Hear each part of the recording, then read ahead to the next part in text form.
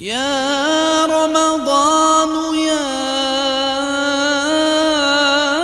شهر الهدى يا شهر الندى يا شهر البركات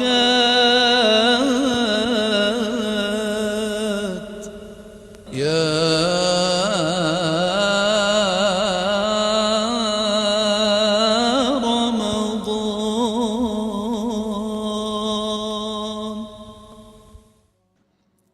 تقدسگرایی در اسلام همیشه سبب استبداد دینی و مذهبی بوده و هست.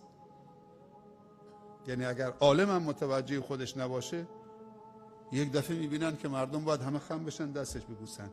حالا چی میشه؟ وقتی 100 نفر 1000 نفر بوسیدن، اگه یه نفر خم نشد دستش نبوسید، حالش به هم میخوره.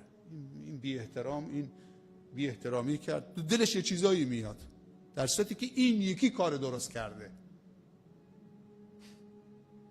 ما قرار شده مردم رو دعوت به خدا بکنیم، نه دعوت به خودمون. دعوت به سوی خدا و بندگی خدا و پرستش خدا، نه این که چه به جاه طلبی من.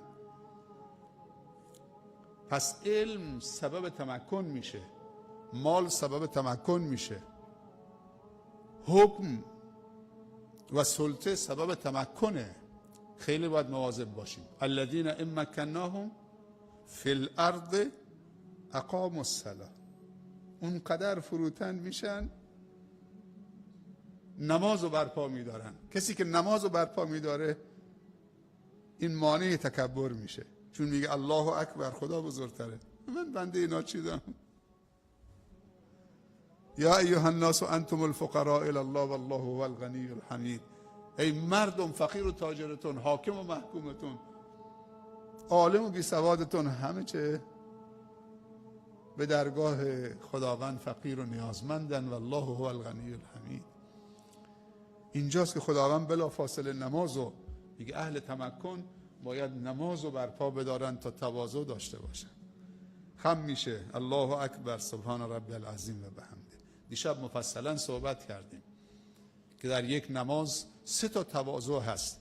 میگم بلا فاصله بعد از این که خداوند متذکر میشه که ما اونها رو متمکن کردیم، ما اسباب تمکنشون رو فراهم کردیم، پس نباید فراموش بکنن که در مقابل ما تواضع داشته باشن.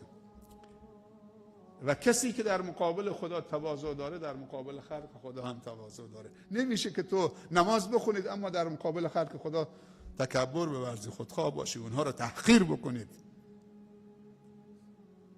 اونها رو همه خدم و حشم خودت به حساب بیارید. حتی کسانی پیش تو کار میکنن، تو باید بگی اونا کارمندای من، برادران من هستن، کارمندان من هستن، همکاران من هستن، تو شرکت من، تو کارخانه من دارن کار میکنن، مال منو توسعه میدن، یه لقمه نانی هم هست سفره پهن همه دارن میخورن. ولی اگر این کارمندا همکارا نباشن، مال من هم توسعه پیدا نمیکنه. این نگاه باید داشته باشید. بهشون وقت نماز اجازه بدید که همراه اذان تعطیل بکنن، نماز بخونن. تو نماز تراویح بهشون اجازه بدید، تو نماز قیام بهشون اجازه بدید. بیش از توانشون کار ازشون نکشید. اگه کار ازشون کشیدید، اضافه کار رو بهشون بدید. اصلا بعضا درصدی اونها رو شریک بکنید. تا کی باید کارگر تو باشه، کارمند تو باشه؟ اگر دیدی که شمه اقتصادی داره، بهش سرمایه بده، شریکش کن، بذار 100 تا تاجر مثل خودت درست بشه. اگر یک عالمی از نگاه شما بعد از 10 سال این که عالم بزرگی شد، درس خون، در محضر اساتید زانوی تتلمذ زد، عالم شد، آمد تو جامعه، تو این 10 سال یک دانش آموز هم تربیت نکرد، شما میگی این عالم خیانت داره میکنه؟ این عالمی که علم آموزی نکنه، عالمی که جامعه رو آگاه نکنه، کلاس نذاره، مردم رو روشن نکنه، این عالم چه کاره است؟ خب حالا اگر یه تاجری تاجر بشه ولی 100 تا تاجر مثل خودش درست نکنه، خب تعداد تجار مسلمان ها کم میشن و این به ضرر مسلمان هاست.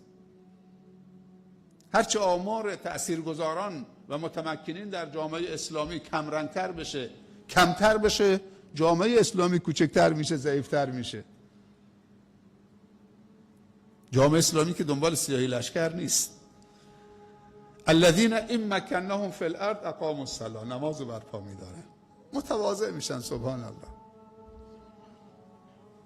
ما کسانی داریم که دنیا اصلا بین دو تا قدمشون بود. میگه حضرت عمر نبود؟ دو ابرقدرت جهان اون روز زیر دو تا قدم عمر بود رضی الله عنه.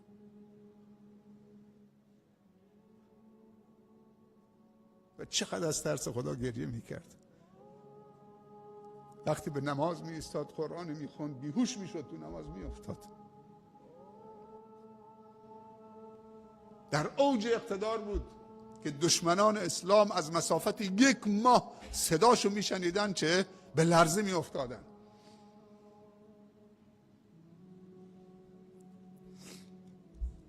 هنوز که هنوز وقتی اسمش میشنون چه وحشت میکنن. هنوز که هنوزه.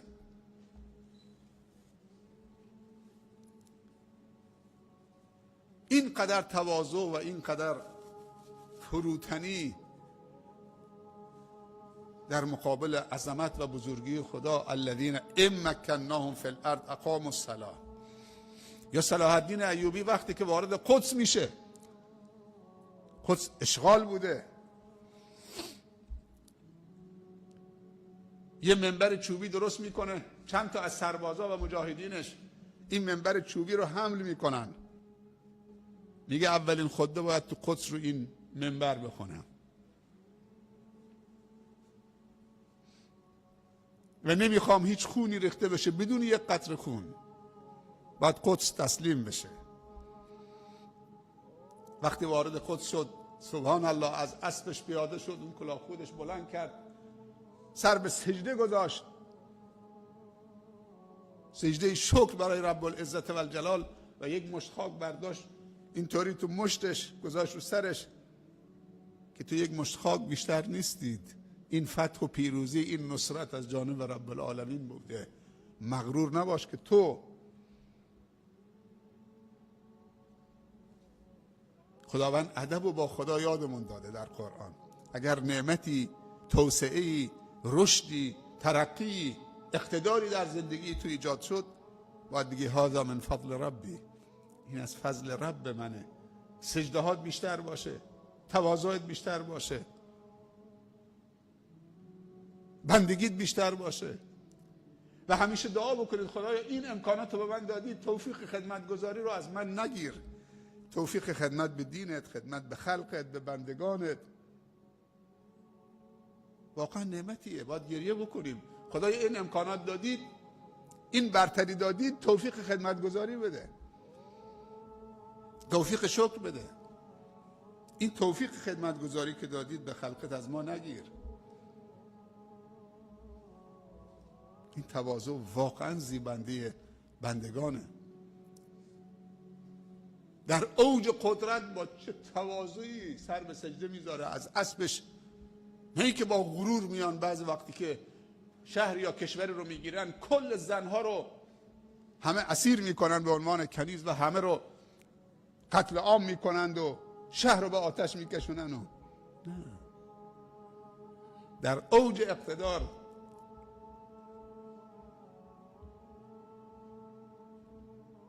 داستان عمر شنیدید رضی الله عنه. وقتی وارد قدس شد،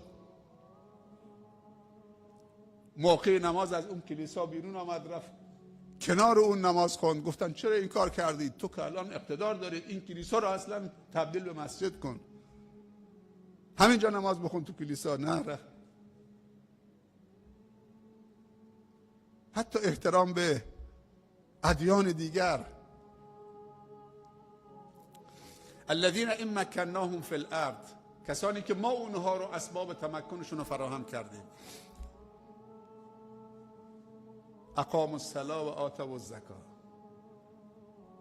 تواضع برای خداوند با نماز. آتوا الزکاة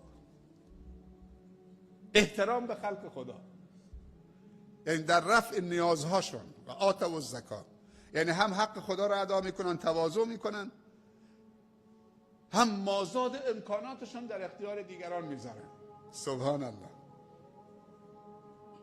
یعنی دو طرفو دارن، هم رب العالمین با تواضع و سجده کردن اقام الصلاة، و هم خلق خدا رو بهشون توجه میکنن.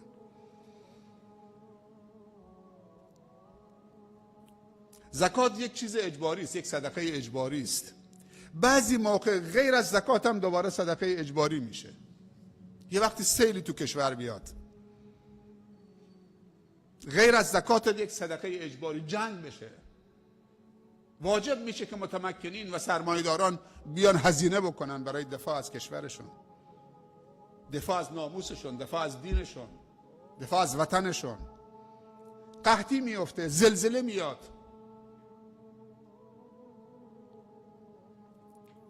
اصلا بیکاری. پس زکات 1/40 مال و تجاره شماست. اگر شما 40 میلیون تومان داشته باشید، نصاب زکات 40 میلیون تومانه. 40 میلیون تومان داشته باشید یعنی شما غنی هستید. 1/40 که 2.5% باشه زکاتشه. زکات در لغت به معنی پاکیست و به معنی رشد و نموه. زکات با رزه است، به معنی پاکیست. تزکیه یعنی کسی رو چه؟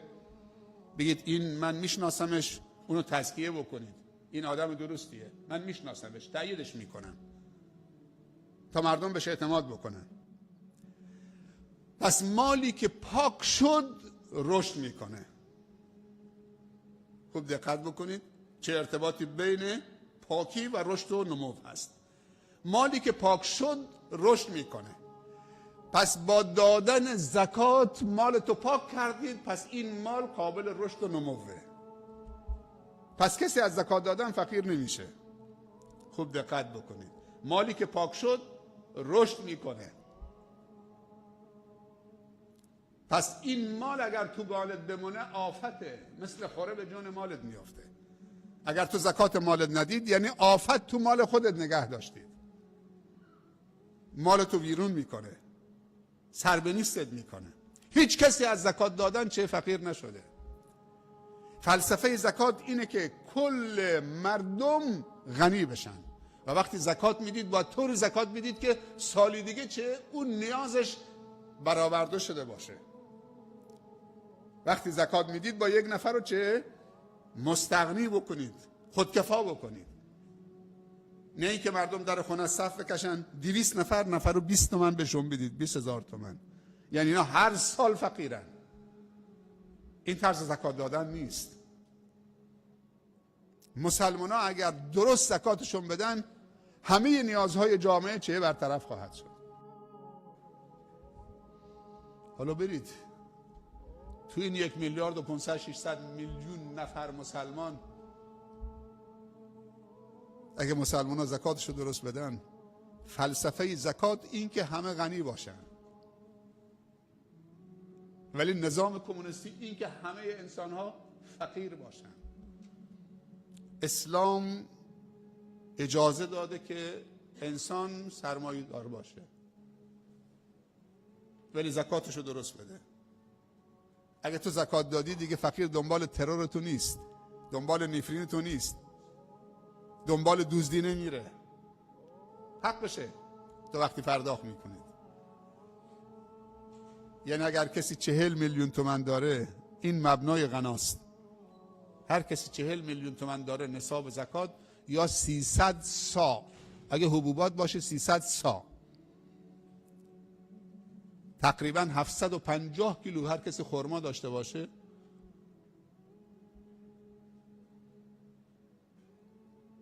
یا گندم داشته باشه یا برنج داشته باشه 300 صاع معادل 750 کیلوست تقریبا. یا میوه، هر چیزی که زیر حبوبات وارد میشه، از خرما گرفته، ذرت گرفته، جو گرفته، گندم گرفته، ماش و عدس گرفته، برو تا برنج و تا انواع میوه. هر کسی 300 صاع معادل 750 کیلومتر معادل 750 کیلو داشته باشه، اگه با آب دیمی آبیاری کرده 10% باید زکات بده. آب باران. اگه با تلمبه بوده، پام بوده، چاه زده، 5% چون هزینه کرده.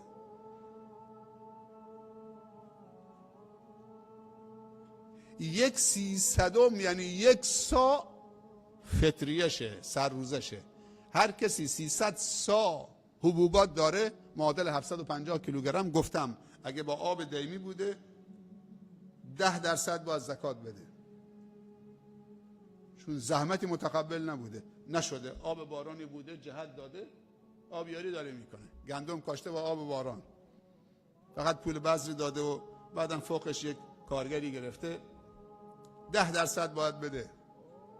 به نفع فقیر داره کار میکنه، میخواد فقر رو نابود بکنه، از جامعه ریشه کم بکنه. اگر با آب آبیاری بوده که خودش چاهی زده و تلمبه‌ای و پامپی و اینا، 5%.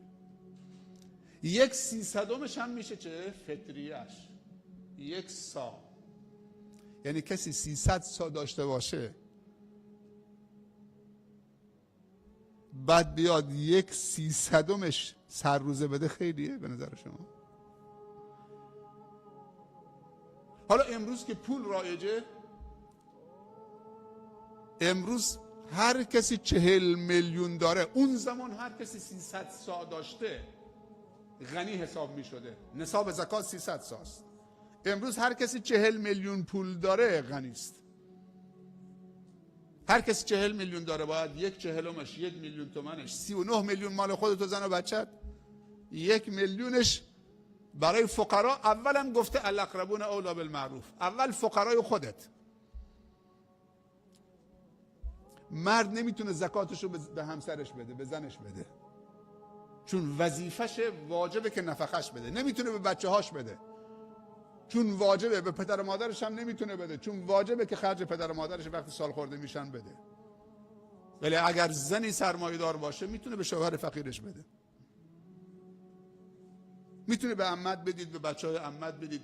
اول ارحامت، الاقربون اولی بالمعروف، نزدیکانت اولاترن به معروف تو، به نیکی تو، به حمایت تو. بعد همسایه های نزدیکت، اگه تو خانواده همه سرمایه دارن، همسایه هات، همشهری هات، بعد روستایی همجوار، چقدر دعای خیرت میکنن. تو زکات داری میدی، دعای خیرت میکنن. سبحان الله. تو وظیفت داری انجام میدی، دعای خیرت دارن میکنن. مثل که تو نماز بخونی، یه چند نفر بیان تشکر ازت بکنن، خیلی ممنون که نماز خوندی، خیلی ممنون که زکات دادی. چه فرقی میکنه؟ اگه زکات باید به فقیر بگی این مال زکاتیه، که یه وقت اگه جواب سلامت هم نداد چه بهت بر نخوره، حق خودش بوده، تو مال تو بوده. زکات مالی است متعلق به فقیر در مال تاجر. پیامبر صلی الله علیه و سلم اگر میت رو می آوردن سوال میکرد تو مدینه این بدهکار هست یا نیست. اگه میگفتن بدهکاره، میگه خودتون نماز بخونید روش، من رو آدم بدهکار نماز نمیخونه. خودتون نماز رو برادرتون بخونید، این بدهکاره، حق و ناس به گردنشه.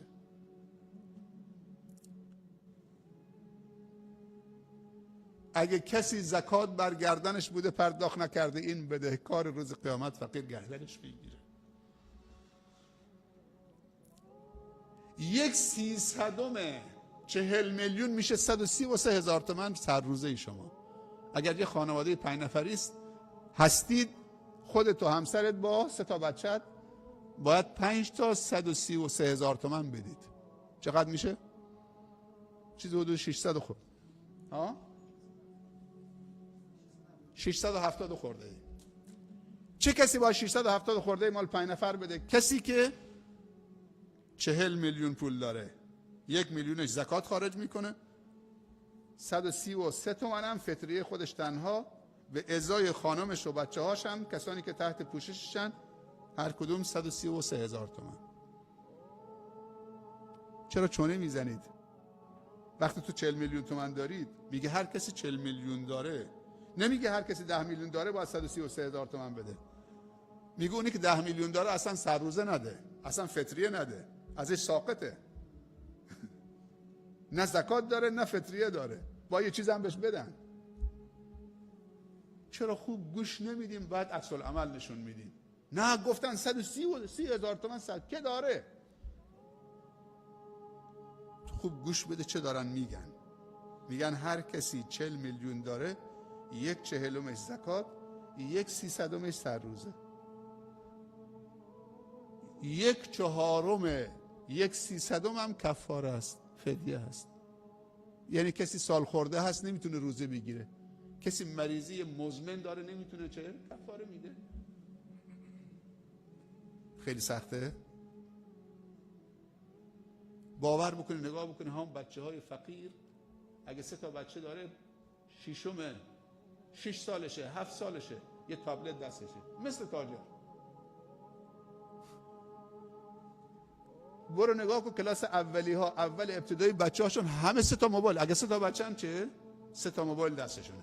این که باید ماهانه شارژ بکنه ولی این سالی یک باره.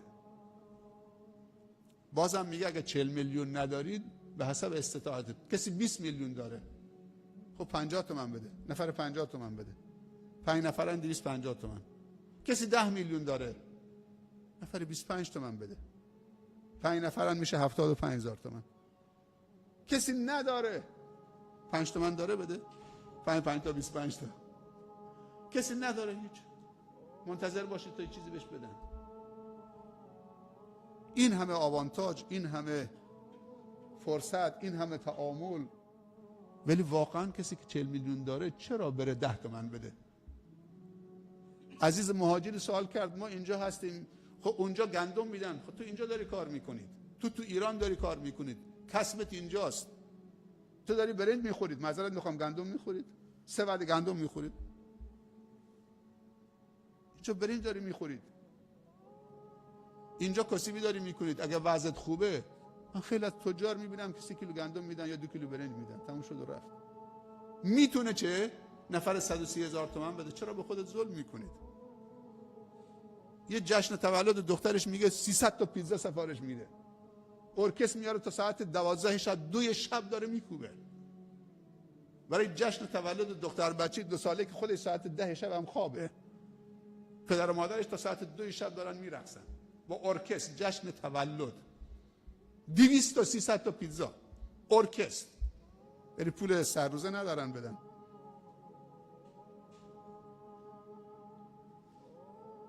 چونه میزنن.